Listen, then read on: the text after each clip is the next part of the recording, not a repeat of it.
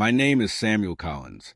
I'm 47 years old now, but this story begins when I was 29, working construction in Denver, Colorado. Back then, I believed I had life figured out. A steady job with Morrison Construction, a modest two-story house in Thornton with a manageable mortgage, and a family that looked strong and unbreakable, just like the concrete foundations I poured every day. My wife, Angela Brooks Collins, and I had been married for 6 years. We had 3 beautiful children, Michael, 5, Sarah, 3, and little Emma, barely 18 months old. I wasn't the kind of man who expressed love through flowery words.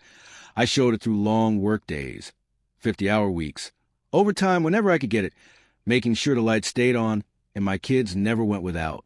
My construction salary was $34,000 a year, modest but stable. Angela worked part-time at a dental office downtown, bringing in another $18,000, handling appointments and insurance forms. We weren't living in luxury, but we were making it. Our $1,200 mortgage, car payments, groceries, and even saving small bits for Sarah's future dance classes, Michael's T-ball registration, and daycare for Emma. If you enjoy stories of cold-blooded revenge and shocking twists, like this video and subscribe. There are new stories here every day, each one more intense than the last. Looking back now, I realize how blind I was, living inside a carefully crafted illusion.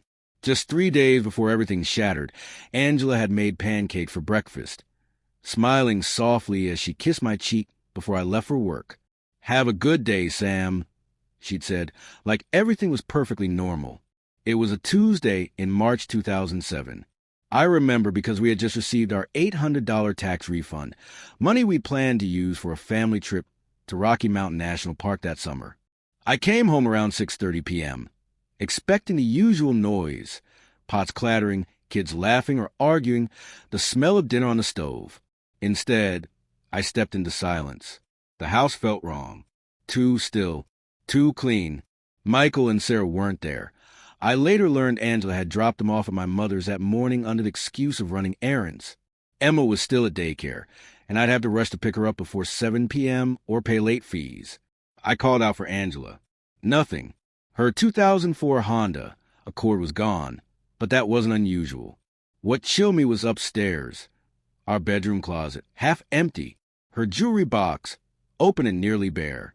I checked our joint checking account and saw a withdrawal of $1,500. The tax refund, nearly gone, leaving just enough to avoid overdraft fees. On the kitchen counter, beside the coffee maker, sat a folded sheet of notebook paper, 10 words in her handwriting. "I deserve to be happy. Don't look for me." No explanation. No goodbye to the kids. Just abandonment. I stood there, staring at those words, reading them again and again, waiting for them to mean something different. They never did. Panic hit first. Emma was still at daycare. Michael had T-ball that week. Sarah needed dinner, baths, bedtime stories. Then came the crushing realization. This wasn't a fight. This wasn't temporary. Angela had planned every detail. She chose to leave, and she chose not to take her children. I picked up Emma from Little Sprouts daycare, her tiny arms reaching for me, unaware her life had just changed.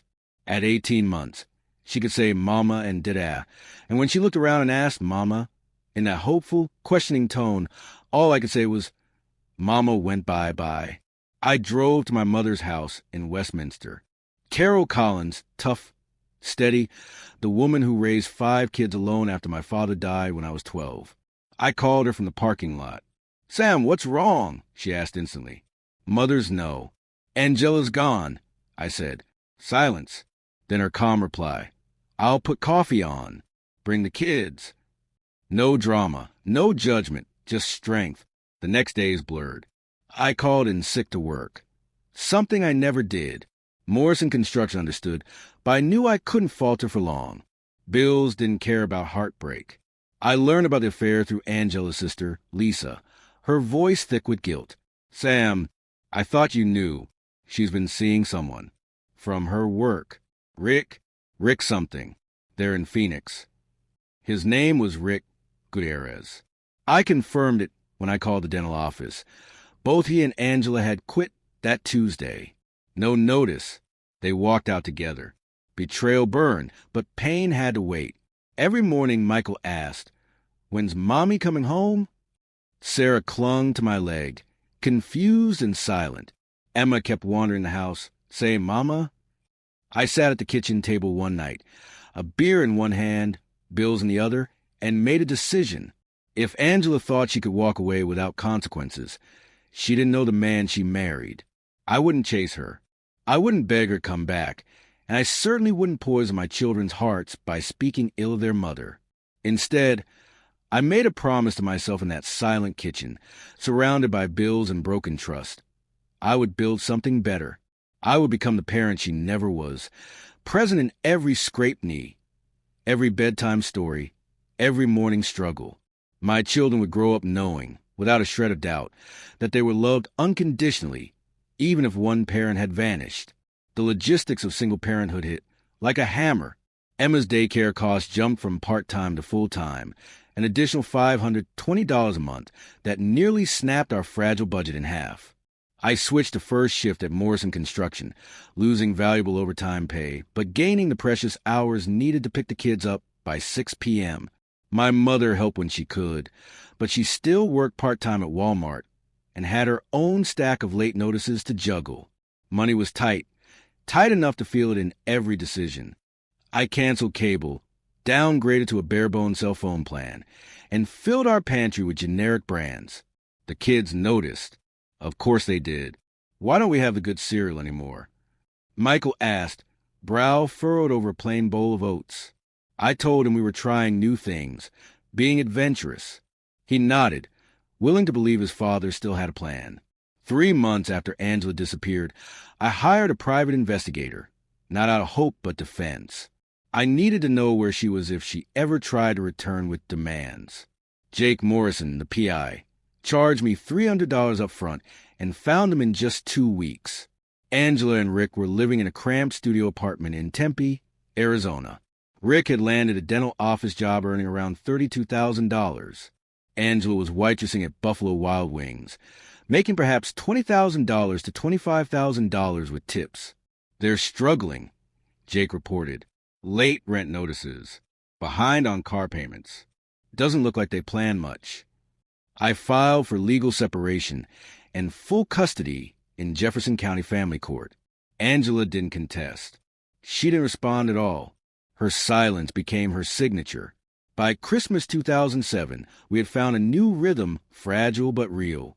The kids still asked about their mother, but less often, like they were slowly accepting that unanswered questions sometimes stay that way.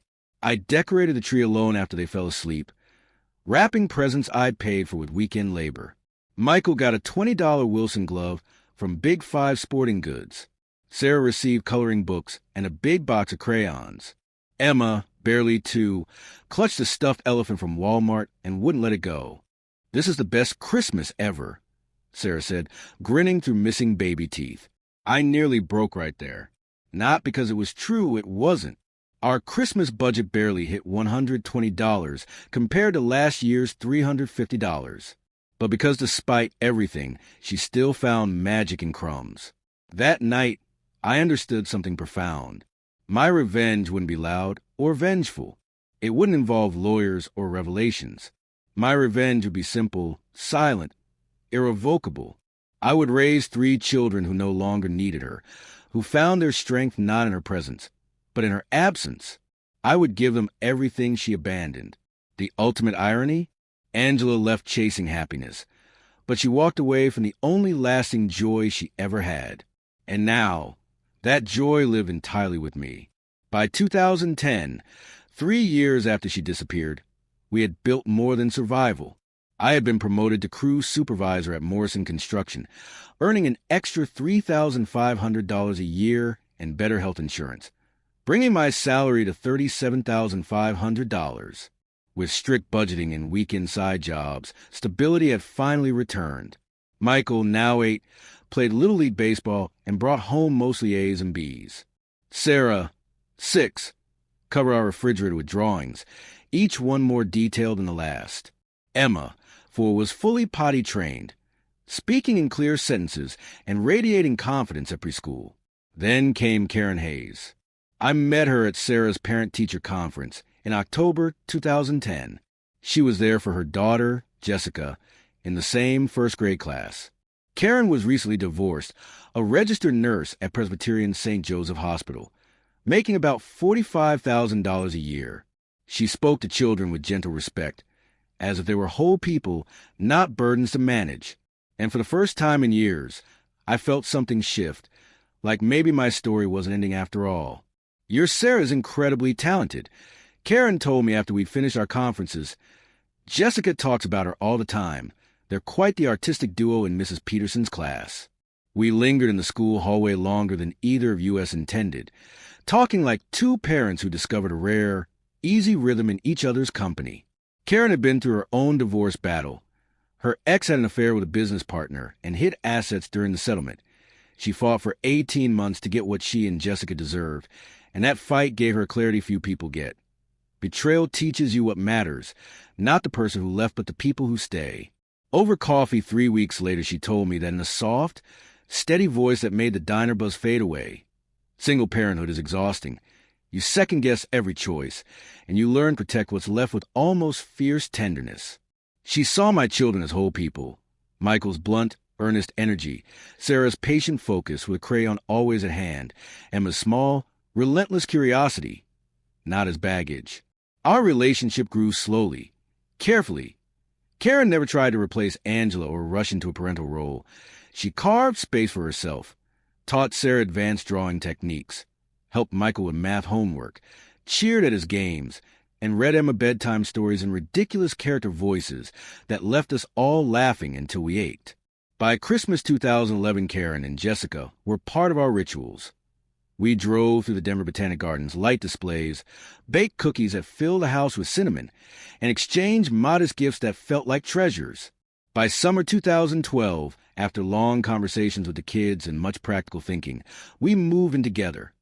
Karen sold her townhouse, and we rented a larger 4-bedroom in Broomfield with good schools and room for everyone. The rent stretched us, but with both our incomes, it was manageable and felt like a fresh, stable chapter. I proposed to Karen on Emma's 7th birthday in March 2013, not because the children needed a mother figure. They had already proven their resilience, but because I had fallen in love with a woman who made our life fuller and kinder. The $800 ring was 2 months of careful saving, and her yes felt like sunlight. Will you be our real mom now? Emma asked, small and hopeful. Honey, I've been your real mom for a long time. Karen answered, kneeling to Emma's level. And in that moment, everything felt right. The wedding was small and honest. Family and close friends of my mother's church in Westminster. $2,800 total we'd saved for over 6 months. Michael, age 11, stood beside me as best man. Sarah was maid of honor in a sail dress, and Emma with Jessica's scattered petals as flower girls. Angela was silent. 6 years of nothing. No cards, no calls, no support. Just absence until 2015, when divorce papers arrived from Arizona. She wanted to marry Rick. So I signed the papers and notarized them the same day. No alimony, no custody disputes, her legal silence a final punctuation to the life she'd walk away from. By 2018, 11 years since she left, our reconstructed family was flourishing in ways I hadn't imagined back in 2007. Michael was a 16-year-old junior with a 3.6 GPA and real college prospects, working part-time and drawing college scouts to his baseball games. Sarah, 14, was winning regional art shows and selling paintings at craft fairs. Emma, 12, was class president and a natural leader. Karen legally adopted all three in 2016. The kids asked for themselves, wanting her name and what they already felt in their bones. And the $3,200 legal cost was nothing compared to the look on their faces when the judge said it was official. Emma, articulate beyond her years, said plainly, "It means Karen gets to be our mom forever," as if to seal the only thing that mattered. Periodically, I checked on Angela from a distance. Google searches told the story. Rick left her in 2017 for someone younger. She worked odd jobs, a cashier in Phoenix, living alone in a studio with few prospects. But the real, quietly devastating victory was not what she had lost on paper. It was what she could no longer reclaim. Birthdays she missed, school milestones, scraped knees, and triumphant first goals. My revenge, if you can call it that, was complete not through spite, but by building a life so full and whole that her absence was rendered irrelevant. My children did not miss her, did not need her, and had no space in their stories for the woman who chose herself over them. The doorbell rang on a quiet Saturday morning in April 2025, a day like any other except for the weight it carried. 18 years since Angela had vanished from our lives. I was in the kitchen, flipping pancakes for Karen and myself, the familiar scent of batter and coffee filling the house that had long since healed without her. The kids were grown now, living their own busy lives, but Saturday breakfast had remained a sacred ritual whenever they visited. When I opened the door, I barely recognized the woman standing there. Angela Brooks stood on the porch like a ghost from another lifetime, her face etched with years of regret and hardship, deep lines tracing every poor choice she had made. Her once vibrant hair was thin and entirely gray, and she wore a wrinkled Walmart uniform, the navy vest hanging awkwardly over worn khakis. Parked behind her sat a dented 2015 Honda Civic, sun-faded and tired, a quiet testament to how far she had fallen. "Hello, Sam," she said softly, as if a casual greeting could erase nearly 2 decades of silence. I didn't step aside. "Angela, what do you want?" She swallowed. "I want to see my children." The audacity of those words lingered in the air like smoke from a long-burning fire. Behind me, I heard Karen's footsteps pause in the hallway, close enough to stand with me, far enough to let me face this moment alone. "Your children?" I asked, my voice steady. "Which children are those?" Her rehearsed composure cracked. "Michael, Sarah, and Emma. I know they're grown, but they're still my kids. I gave birth to them. I have rights." I almost laughed. Rights. After 18 years of nothing. No calls, no cards, no support, she dared to speak of rights. "You surrendered those rights when you walked out in 2007. I said evenly, legally and emotionally. Karen adopted them years ago. You are a stranger." "I was young and confused," she muttered, the excuse hollow and worn. "Rick promised things would be different in Phoenix. I thought I'd come back once I got my life together. 18 years is a long time to come back." She tried to peer past me, desperate for a glimpse of the children she'd abandoned. "I know I made mistakes, Sam, but I'm their mother. Blood is blood. They need to know I want to be in their lives now." Before I could respond, Michael's voice cut to the morning like a blade. "No, we really don't." He stood behind Karen, tall and composed. At 23, a mechanical engineer with Lockheed Martin, earning $68,000 a year, engaged to Rebecca, he was every inch the man any father would be proud of. "Michael," Angela breathed, reaching out as if touching him might tether her to the past. "You've grown so much. You look just like your father when I met him." "I'm nothing like him," Michael replied with cold precision. "He stayed. He raised us. He worked extra jobs when he had to. He never ran because life got hard." Sarah appeared next, wiping paint from her hands, having heard the commotion from the garage where she'd been organizing supplies for her studio. At 21, preparing for her 4th art show, her fierce, creative spirit radiated strength. She studied Angela with arms crossed. "Let me guess," she said, voice sharp. "Life didn't turn out how you hoped. So now you want to play mother to successful adults you never raised?" Angela's eyes filled with tears, more frantic than sincere. "I never stopped thinking about you. I needed to find myself, to understand who I was outside of being a wife and mother. We were 3, 5, and 18 months old," Sarah snapped. "We needed you to be our mother, not a woman on a journey of self-discovery." Then Emma arrived, summoned by Michael's message. At 19, already a political science and communications major at CU Denver, poised for law school, she regarded Angela with clinical calm. "You look disappointed," she said coolly. "Were you expecting broken children?" Tears and forgiveness. "I thought you'd let me explain," Angela pleaded. "I'm your mother. I carried you for 9 months. Karen Hayes is our mother," Emma interrupted, like a judge delivering a verdict. "She earned that title every single day for 18 years. You were just a woman who gave birth to us." Any sympathy I might have once felt dissolved. Angela had forfeited gentleness the day she chose herself over her children. I can fix this, she insisted, voice shaking. Rick and I, well, that ended. I have time now. I want to be part of this family again. I want to be a grandmother. Too late, Michael said simply.